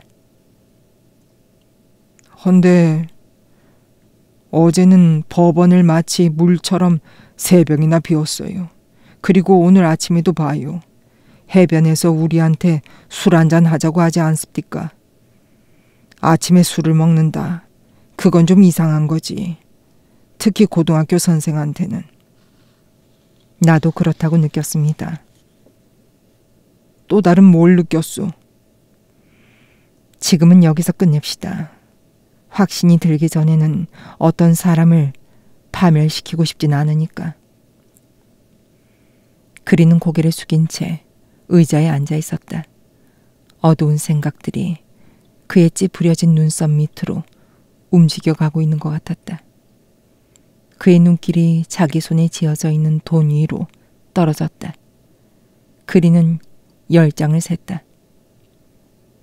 이것 봐요, 아저씨. 당신은 지금 이 사건을 당신 혼자서 조사하고 있지 않소? 돈도 안 받고. 지금까지는. 그럼 이제부터 날 위해 일해 주시오. 날 위해서 코너를 붙잡아줘요. 내 달라는 대로 다 줄 테니까. 그렇게 서두르지 맙시다. 우린 코너가 범인인지 아닌지 모릅니다. 다른 가능성도 있어요. 어떤 가능성? 내가 말하면 당신은 또 한바탕 총을 쏘아댈 수도 있지 않습니까? 걱정 마시오. 이미 한번 겪어봤으니까. 당신 권총은 어디 있습니까? 퍼셀 보안관에게 넘겨줬어요. 내놓으라고 하더구만. 우리 대화는 자리에서 일어나는 어떤 가족들 때문에 중단되었다. 그들은 그린에게 돈을 지불하면서 위로의 인사를 했다. 그들이 멀어지자 내가 말했다. 나한테 진이가 여기서 한동안 일한 적이 있다고 했죠. 그때 알프로코도 함께 일하고 있었습니까? 그래요. 그 친구는 6, 7년 동안 여기서 야간 요리사 일을 했었으니까. 알은 대단한 요리사지. 그 친구는 정식으로 이태리 요리를 배운 사람이요. 슬픔에 마비되어 버린 정신이라 모든 게 좀 늦는 것 같았다. 한참 후에야 그리는 내 말의 속뜻을 깨달았다. 그 친구가 지니한테 무슨 짓을 했다는 얘기는 아니겠지? 내가 물어보고 있는 중입니다. 참나, 알은 지니 아버지 뻘이요. 그리고 자기 딸들한테 완전히 둘러싸여 있는 사람이요. 특히 아니타한테. 그 친구는 아니타가 밟고 지나간 흙까지도 숭배할 정도요. 그 집안은 아니타가 움직여요. 그와 진이 사이는 어땠습니까? 아주 괜찮았지. 서로 농담을 주고받는 사이였어요. 진이는 알을 웃길 수 있는 유일한 사람이었습니다. 알겠지만 알은 괴로운 사람입니다. 비극적인 일을 당했었죠. 부인이 죽은 거 말입니까? 그렇게 말하는 건 정확하지가 않지. 알프루코가 자기 손으로 마누라를 죽인 거니까. 마누라가 딴 농가 있는 현장을 목격하고는 칼로 찔렀어요. 그런데 어떻게 지금 마음대로 돌아다니고 있습니까? 상대방 놈은 맥스라는 놈이었는데 미립국한 멕시코 놈이었어요. 영어도 잘할 줄 몰랐지. 마을 사람들은 대부분 알을 비난하지 않았어요. 배심원들도 그걸 그냥 사고로 일어난 살인이라고 판결했고, 하지만 알이 감방에서 나왔을 때 핑크 플라밍고 식당에서는 그를 복직시켜주지 않았어요. 알은 원래 거기 요리사였는데, 그래서 내가 알을 부른 겁니다. 그 딸들이 참 안 됐습니다. 어쨌든 알은 훌륭한 요리사요. 그리고 아다시피 사람이란 그런 짓을 2번 저지르지는 않는 법 아니요. 이번에도 그리는 늦게 깨달았다. 마지막 말을 하는 가운데 머릿속에 뭔가 퍼뜩 떠오르는 게 있는 모양이었다. 그의 입이 딱 벌어지더니 다물어지지 않았다. 나도 알이 같은 짓을 2번 하지 않았기를 바랍니다. 이봐요. 날 위해서 일을 해주는 거죠. 범인이 누가 되었든 간에 그 자리를 잡아주시오. 내가 돈을 내겠소. 지금 당장이라도 줄 수 있어요. 얼마면 되겠소?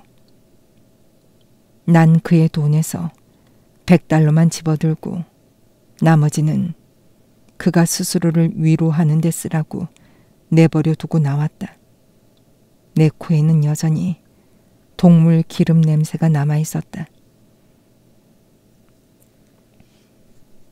코노의 집은 도로 순찰대와 사건이 일어났던 협곡 입구 사이에 중간쯤 되는 낮은 절벽 가장자리에 있었다.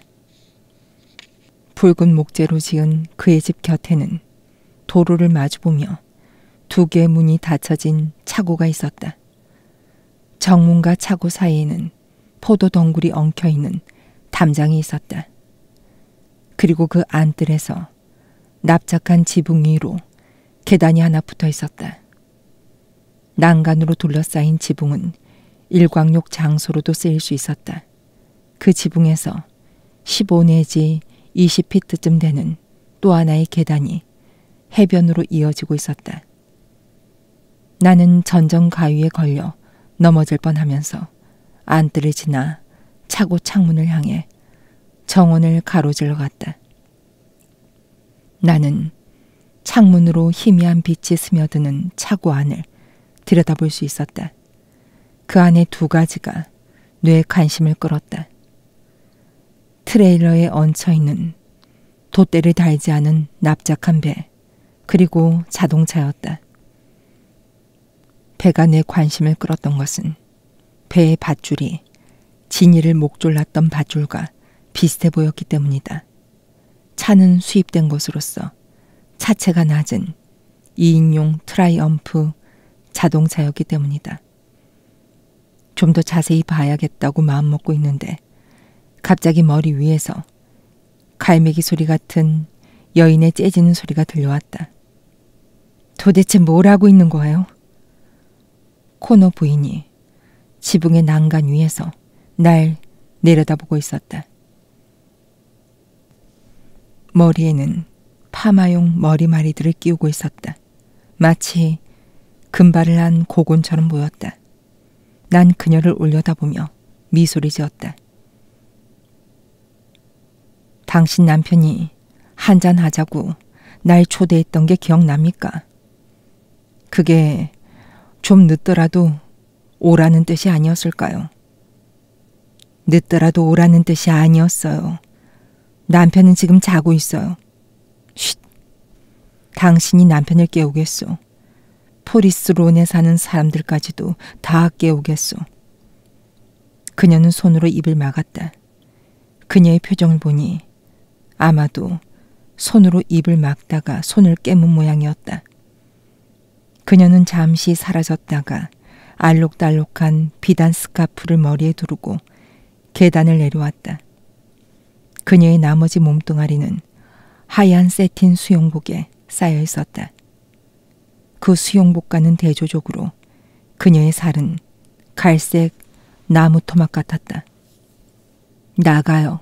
안 나가면 경찰을 부를 거예요. 좋죠. 어서 부르시오. 난 감출 게 없으니까. 우린 감출 게 있다는 뜻이에요? 어디 한번 알아봅시다. 왜 당신은 남편을 떠났습니까? 댁이 상관할 문제가 아니에요. 그건 이제 내 일이 되고 있어요, 코너 부인. 난 진이 그린 살인 사건을 수사하고 있는 탐정입니다. 당신은 진이 그린 때문에 프랭크를 떠났습니까? 아니에요. 아니야. 난 그랬는지는 알지도. 그녀는 다시 손으로 입을 막았다. 아까보다 더 많이 깨문 것 같았다. 당신은 프랭크가 진이 그림과 일을 벌였다는 것을 알지 못했다는 말입니까? 프랭크는 그런 적 없어요. 당신은 그렇게 말하겠지. 남들은 또 다르게 말합니다. 다른 누구 말이에요? 아니다 브로커요? 그 여자가 하는 말은 한마디도 믿을 수가 없어요. 봐요. 그 여자 아버지도 살인자예요. 마을 사람들이 다 아는 사실이에요. 당신 남편도 살인자일 수 있죠, 코너 부인. 그 점을 좀 분명히 해두는 게 좋을 겁니다. 하지만 난 말할 게 없어요. 왜 당신이 남편을 떠났었는지 말해주면 돼요. 그건 나와 프랭크 사이의 사적인 문제예요. 우리 외에 다른 누구와도 관계가 없는 문제란 말이에요. 그녀는 차분해지고 있었다. 그녀는 자신의 온 신경을 곤두세우고 고집센 방어적인 자세를 취하기 시작했다. 그런 경우 대개 한 가지 이유밖에 없죠. 나도 나 나름의 이유 때문에 롱해변에 사시는 부모님들과 한 달간 지내다 왔어요. 언제 돌아왔습니까? 오늘 아침에요. 프랭크가 전화를 했어요. 내가 필요하다고 말이에요. 그녀는 무심결에 애처로운 표정으로 빈약한 가슴을 어루만졌다. 마치 과거에는 그녀가 별로 필요 없는 존재였다는 것을 보여주듯이. 뭐 때문에 필요하다고 했습니까? 그의 아내로서요. 그는 문제가 그녀는 다시 손으로 입을 막았다. 그러나 이번엔 말을 다 끝냈다. 문제가 생길지 모른다고 했어요. 어떤 문제인지 말을 했습니까? 아니요. 언제 전화를 했습니까? 아주 일찍이요. 7시경이었어요. 그건 내가 진이의 시체를 발견하기 1시간 이상 전인데 남편은 진이가 실종됐다는 걸 알고 있었어요. 밤새도록 진이를 찾으러 다녔었죠. 왜 그랬겠습니까, 코너 부인? 진이가 자기 학생이었으니까요. 남편은 진이를 괜찮은 애라고 생각했던가 봐요. 게다가 어느 정도는 책임도 있었을 테니까요. 진이의 죽음에 대한 책임? 어떻게 그런 식으로 말을 해요? 만일 그 친구가 그런 식으로 살인을 했다면 나도 이런 식으로 말을 할 수 있는 거죠. 그녀가 소리쳤다. 남편은 안 죽였어요. 프랭크는 착한 사람이에요. 결점은 있지만 누굴 죽일 사람은 아니에요. 난 내 남편을 알아요. 그의 결점이란 게 뭐요? 그 얘기는 할 필요 없어요. 그럼 내가 착오를 좀 봐도 되겠소. 뭐 때문에요? 뭘 찾으려는 거예요? 그걸 찾으면 나도 답을 알 수 있겠지. 나는 차고 문으로 향했다. 그러자 그녀가 강력하게 항의했다. 거기 들어가면 안 돼요. 프랭크 허락 없인 안 돼요. 그 친구를 깨워서 허락을 받읍시다. 안 돼요. 남편은 어젯밤에 한숨도 못 잤어요. 그렇다면 그 친구 허락 없이 좀 봐야겠군. 거기 들어가면 당신을 죽여버릴 거예요. 그녀는 전정 가위를 집어들더니 그곳으로 날 겨누었다. 다 자란 새끼를 지키려는 어미 사자의 험악한 표정이었다. 그때 새끼 사자가 몸소 현관문을 열고 나왔다. 그는 휘청거리며 문간에 기대어 섰다. 하얀 짧은 바지를 제외하고는 알몸이었다. 무슨 일이야, 스텔라? 이 남자가 아주 끔찍한 소리를 짓거렸어요. 뭐라 그랬는데? 되풀이하고 싶지 않아요. 내가 되풀이해드리죠. 난 당신이 진이 그린의 애인이었다고 생각합니다. 애인이란 말이 적당한진 모르겠지만 또 나는 어젯밤 자정쯤에 진이가 당신을 따라 이 집으로 왔었다고 생각합니다. 한 가지 더. 난 진이가 목에 밧줄을 건 채 이 집을 떠났다고 생각합니다. 코너의 머리가 움찔했다. 그는 내 쪽으로 움직이기 시작했다. 그러다 뭔가 안 보이는 가죽끈 같은 것에 걸린 듯이 멈추었다. 모든 근육이 경직된 채 움직임이 없는 그의 몸이 내 쪽으로 기울어졌다. 난 코너가 나한테로 달려들어 내가 한 대 칠 수 있게 되기를 바랐다. 그러나 그는 달려들지 않았다. 스텔라 코너는 전정 가위를 떨어뜨렸다. 가위는 운명의 울림 같은 둔탁한 소리를 내며 땅에 부딪혔다. 프랭크, 왜 저 말을 부인하지 않는 거예요? 난 진이를 죽이지 않았어. 맹세. 하지만 우리가 어젯밤에 함께 있었던 건 사실이야. 진이와 내가. 진이와 나라고? 스텔라는 믿을 수 없다는 듯 끝말을 반복했다. 코너는 고개를 떨구었다. 미안해, 스텔라. 난 이제까지 당신에게 상처를 준 것 외에 또 상처를 주고 싶진 않았어. 하지만 결국 밝혀지고 마는군. 난 당신이 떠난 뒤에 진이와 사귀었어.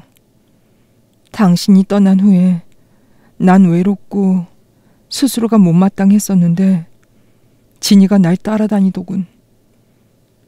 어느 날 밤 너무 과음을 한 나머지 일을 저지르고 말았어. 그런 일이 되풀이됐어. 예쁘고 어린 소녀가 나를 이런 바보. 스텔라는 목 깊은 데서 나오는 쉰 소리로 말했다. 그래, 난 도덕적으로 바보야. 당신한텐 놀라운 일도 아니잖아. 안 그래? 난 최소한 당신이 자기가 가르치는 학생들은 존중해 주는 줄 알았어요. 당신 지금 그 여자애를 우리 집에, 우리 침대에 끌어들였단 얘기를 하는 거예요? 당신은 떠나버렸잖아. 따라서 더 이상 우리 집, 우리 침대라고 부를 수는 없지. 게다가 그 애는 자기 발로 나한테 온 거야. 그 애가 오고 싶어 했어. 날 사랑했거든. 스텔라가 이를 갈며 경멸하는 목소리로 말했다. 이런 비굴하고 천박한 얼간이. 그러고도 나이더러 돌아오라고 말할 배짱이 있었다니. 나이더러 와서 자기가 모범적인 부부 생활을 하는 것처럼 보이게 해달라는 뜻이었어. 내가 중간에 끼어들었다. 그 애가 어젯밤에 여기 있었습니까? 여기 있었습니다. 하지만 난 그 애를 부르지 않았어요. 사실 나도 오라고 하고 싶었지만 그러기가 두려웠죠.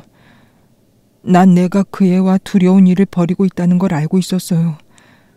난 내 양심을 마비시키기 위해서 술을 많이 마셨죠. 무슨 양심?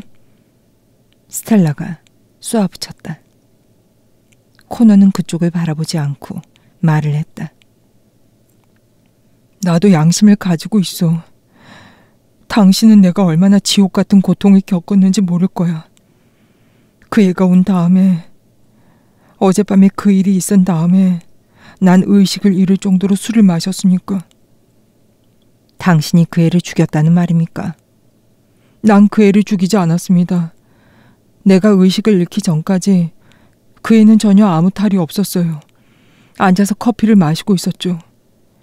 그 다음엔 내 기억이 끊어졌습니다. 몇 시간 뒤에 그의 아버지가 그 애가 없어졌다고 전화를 한 때부터 다시 의식이 돌아왔습니다. 당신 지금 기억이 안 난다는 낡은 수법을 써먹으려는 거요. 그런 수법 가지고는 안 될걸. 차고 좀 봅시다. 코너는 명령을 받아서 무슨 행동을 할 수 있다는 것이 기쁜 것 같았다. 차고는 잠겨 있었다. 코너는 위로 들어올려 문을 열었다. 환한 빛이 안으로 비쳐들었다. 차고 안에서는 페인트 냄새가 물씬 풍겼다. 배 옆에 의자에는 선박용 페인트의 빈 깡통이 있었다. 선체는 순결한 흰 빛으로 빛나고 있었다. 지난주에 배를 새로 칠했죠. 코너가 대수롭지 않다는 듯이 말했다. 배를 많이 탑니까? 전엔 그랬죠. 최근엔 자주 못 탔습니다. 그래요. 프랭크는 취미를 바꿨으니까요. 술과 여자로. 그만 좀 해. 코너의 목소리는 애원하는 투였다. 그녀는 바위덩어리처럼 차가운 침묵으로 그를 마주보고 있었다. 난 배 주위를 돌며 밧줄을 살폈다. 우현의 삼각돛 버팀줄이 짧게 잘려 있었다. 난 그것을 좌연의 버팀줄과 비교해 본 뒤 약 1야드 정도 잘렸다는 것을 알았다. 그것이 바로 내가 관심을 가지고 있는 흰 밧줄의 길이었다. 아니, 코너는 잘린 밧줄의 끝을 잡으며 소리쳤다. 그는 마치 자기 살에 상처가 난 듯이 잘린 부분을 어루만졌다. 누가 내 밧줄을 엉망으로 만들어놨지? 당신이 그래서 스텔라? 난 이놈의 배 근처에도 간 적이 없어요. 난 그 잘린 밧줄이 어디 있는지 알고 있습니다, 코너 씨. 비슷한 길이에, 비슷한 색깔에, 비슷한 굵기의 밧줄이 내가 진이를 발견했을 때 그의 목에 휘감겨 있었습니다. 내가 그렇게 했다고 믿으시는 건 아니겠죠? 나도 믿고 싶었지만 믿을 수가 없었다. 이런 작은 배를 타는 사람들은 설사 살인을 계획할 때조차도 버팀줄은 절대 자르려 하지 않는다. 더군다나 코너는 비록 천재는 아니라 하더라도 밧줄이 쉽게 추적될 수 있다는 것을 알 만큼은 똑똑한 사람이다. 아마 다른 누군가도 똑같이 똑똑했으리라. 나는 코너 부인 쪽을 향했다. 그녀는 문간에 다리를 벌린 채 서 있었다. 역광을 받고 있어서 그녀의 몸은 거의 검은색으로 보였다. 몇 시에 집에 도착했습니까, 코너 부인? 오늘 아침 10시경에요. 난 남편의 전화를 받자마자 버스를 탔죠. 따라서 난 남편의 알리바이를 입증해 줄 수는 없는 셈이죠. 내가 지금 생각하고 있는 건 당신 남편의 알리바이가 아닙니다. 나는 또 다른 가능성을 얘기하고 있는 겁니다. 즉 당신이 이 집에 2번 왔을 거라는 거죠. 당신은 남편과 아무런 연락 없이 불쑥 이 집에 왔다가 집에 진이가 당신 남편과 함께 있는 것을 목격하게 되었다. 당신은 어두운 곳에 숨어서 그 애가 나오기를 기다렸다. 손에는 밧줄을 들고 있었다. 그 밧줄은 당신의 남편에게 죄를 뒤집어 씌워 이제까지의 행동에 벌을 받게 하려고 당신이 배에서 잘라낸 것이다. 이런 식이죠. 어쨌든 당신 남편이 살인을 했다고는 믿기 어려운 증거가 있습니다, 코너 부인. 당신 남편처럼 배를 타는 사람들은 자기 배에서 절대로 밧줄을 잘라내지 않습니다. 그리고 암만 살이 나는 순간 광기에 사로잡혀 있다 해도 밧줄을 새로 매듭으로는 묶지 않습니다. 배를 타는 사람의 손가락은 자동적으로 옥매듭을 묶게 되어 있죠. 하지만 여자가 매듭을 묶을 땐 다르죠. 여자라면 영락없이 새로 매듭으로 묶을 겁니다. 스텔라는 몸을 꼿꼿이 세운 채 길고 단단한 팔로 문틀을 짚고 서 있었다. 난 그런 짓을 하지 않아요. 난 프랭크에게 죄를 뒤집어 씌우는 짓 따위도 하지 않아요. 물론 대낮에는 그러시겠죠, 코너 부인. 하지만 한밤중에는 모든 것이 달라지니까요. 한 여자가 이렇게 모욕을 당하고 있는데 악마는 뭘 하고 있는 거지? 지금 말한 게 당신이 생각하고 있는 거예요? 당신 말은 틀려요. 난 어젯밤에 여기 안 왔어요. 난 롱 해변에 있는 아버지 집 내 침대에 있었어요. 난 그 여자애와 프랭크의 관계를 알지도 못했어요. 그렇다면 왜 남편을 떠난 거요? 프랭크가 또 다른 여자와 사랑에 빠졌기 때문이에요. 프랭크는 나와 이혼하고 그 여자와 결혼하기를 바랐어요. 하지만 프랭크는 겁을 냈었죠. 마을에서의 자신의 지위에 손상이 올까 두려워서요. 그런데 오늘 아침에 그 여자와는 다 끝났다고 전화를 한 거예요. 그래서 나도 프랭크에게 돌아오기로 한 거고요. 그녀는 어느새 팔을 내리고 있었다. 코너가 지니와 다 끝났다고 이야기하던가요. 여러 가지 가능성들이 내 머릿속에서 다른 박질을 치고 있었다. 코너가 의표를 찔렀을 수도 있다. 즉, 혐의를 벗어나기 위해 일부러 뱃사람답지 않은 짓을 했을 수도 있는 것이다. 하지만 그 가능성은 너무 희박했다. 지니가 아니었어요. 그 여자는 아니타 브로커였어요.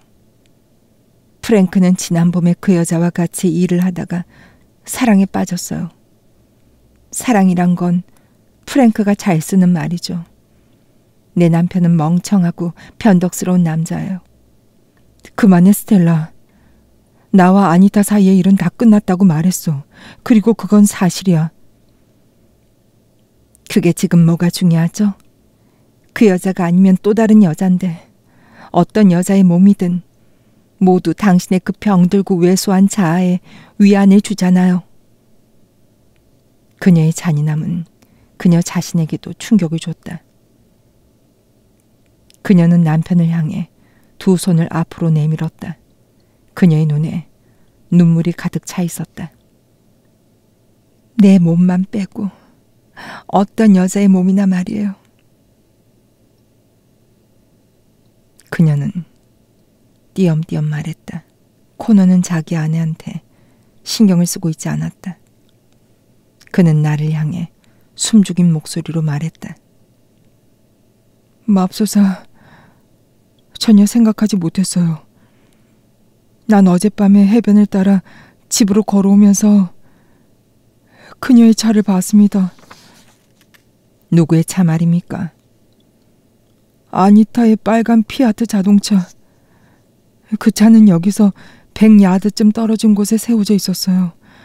이곳이 잘 보이는 곳이죠. 나중에 지니가 나와 함께 있을 때 누군가 차고에 들어오는 소리를 들은 것 같았어요. 하지만 난 너무 취해 있었기 때문에 나가보지 못했습니다. 코너의 눈이 내 눈을 향해 달아올랐다. 아까 그 매듭이 여자가 묶은 것이라고 말했었죠? 우리가 할 수 있는 일은 가서 물어보는 겁니다. 우리는 함께 내 차 쪽으로 갔다. 그의 아내가 뒤에서 그를 불렀다. 가지 마세요, 프랭크. 내가 알아서 할게요. 그는 머뭇거렸다. 약한 사람이 대립되는 두 힘 사이에 끼인 꼴이었다. 난 당신이 필요해요. 우리는 서로를 필요로 하고 있어요. 나는 그를 그녀 쪽으로 밀었다. 내가 도로 순찰대에 도착했을 때는 거의 4시가 되어 있었다. 순찰차들이 교대를 위해서 집으로 돌아온 비둘기들처럼 모여 있었다. 제복을 입은 순찰대원들이 사무실 안에서 웃고 떠들고 있었다. 아니타는 그들 사이에 없었다. 남자 무전수가 카운터 뒤에 그녀 자리에 앉아 있었다. 내가 그에게 물었다. 브로크 양은 어디 있습니까? 화장실에 갔습니다. 곧 브로크 양의 아버지가 데리러 올 겁니다. 아니타는 립스틱을 바르고 밝은 베이지색 외투를 입고 있었다. 내 얼굴을 보자 그녀의 얼굴도 베이지색으로 변했다. 아니타는 느린 동작으로 내게 다가와서 두 손을 평평하게 카운터에 놓고 몸을 기댔다. 입술에 립스틱이 마치 시체 위에 흐르는 신선한 피같이 보였다. 정말 잘생긴 얼굴입니다, 아니타. 당신은 참 안 됐구려. 참 안 됐어요? 그 말은 반쯤은 질문이고 반쯤은 혼잣말이었다. 아니타는 자기 손을 내려다봤다. 이제 손톱은 깨끗해졌군요. 오늘 아침엔 더러웠는데 지난밤에 흙을 파서 그런 게 아니었소. 아니에요. 사실은 이렇습니다. 당신은 그들 둘이 함께 있는 걸 봤지. 도저히 그 꼴을 참을 수가 없었겠지. 당신은 숨어서 밧줄을 들고 있다가 그걸 그의 목에 걸었어요. 당신 목에도 건 셈이지. 아니타는 자기 목을 만졌다. 우리 주위에 잡담과 웃음소리가 가라앉았다. 난 다시 시계의 초침소리와 안에서 들려오는 경찰들끼리의 무전 교신 소리를 들을 수 있었다. 밧줄은 뭘로 잘랐습니까, 아니타? 전정가위로. 아니타의 붉은 입술이 적당한 말을 고르는 듯 하더니 이윽고 찾았다. 난 그 사람한테 미쳐 있었어요. 그런데 그 애가 그 일을 빼앗아 간 거예요. 미처 시작하기도 전에 끝나버린 거죠. 난 내 자신을 어찌해야 할 줄 몰랐어요. 그가 고통을 당하기를 바랐을 뿐이에요. 그는 고통을 겪고 있어. 그리고 앞으로 더욱 고통을 겪을 거요. 그 사람은 그래야만 해요.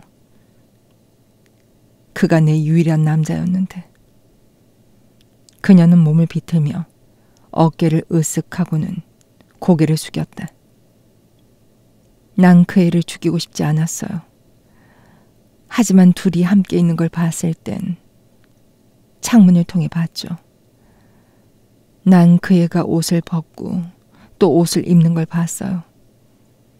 그러자 내 머리에는 그날 밤 일이 떠올랐어요. 아버지가 엄마의 침대가 온통 피바다가 되었던 날이. 난 내 손으로 그 침대 시트를 빨아야만 했었어요. 주위의 남자들이 중얼거리기 시작했다. 그들 가운데서 한 경사가 목소리를 높였다. 당신이 지니 그린을 죽였소? 네. 진술을 할 준비가 되어 있소? 네. 하지만 퍼설 보안관한테 말하겠어요. 여기 내 친구들 앞에서 말하고 싶지 않아요.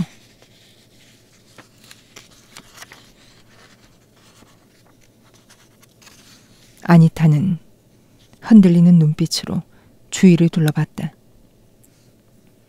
내가 시내까지 태워다 주겠소. 잠깐만요. 탈의실에 지갑을 놓고 나왔어요. 가서 가져올게요. 아니타는 맥 빠진 사람처럼 사무실을 가로질러 걸어갔다. 그녀는 탈의실로 향하는 문을 열고는 들어가서 문을 닫았다. 아니타는 나오지 않았다. 잠시 후 우리는 자물쇠를 부수고 탈의실로 쫓아 들어갔다. 그녀의 몸은 좁은 마룻바닥 위에서 경련을 일으키고 있었다. 상아색 손잡이가 달린 손톱 줄칼이 오른손 곁에 놓여 있었다. 그녀의 흰 블라우스 그리고 그 밑에 흰 가슴에 피 묻은 구멍 여러 개가 있었다. 그중 하나는 심장까지 파고 들어가 있었다. 잠시 후 알프로코가 아니타의 빨간 피아트 자동차를 끌고 순찰대로 왔다. 알은 누구한테랄 것도 없이 방안을 향해 말했다. 좀 늦었어. 아니타가 나더러 차를 좀 닦아달라고 했거든. 그런데 아니타는 어디 갔나? 경사가 브로커에게 대답해 주기 위해 목을 가다듬었다. 그날 아침 산에서 만났던 노인이 말했었지. 우린 모두 불쌍한 인간들이라고.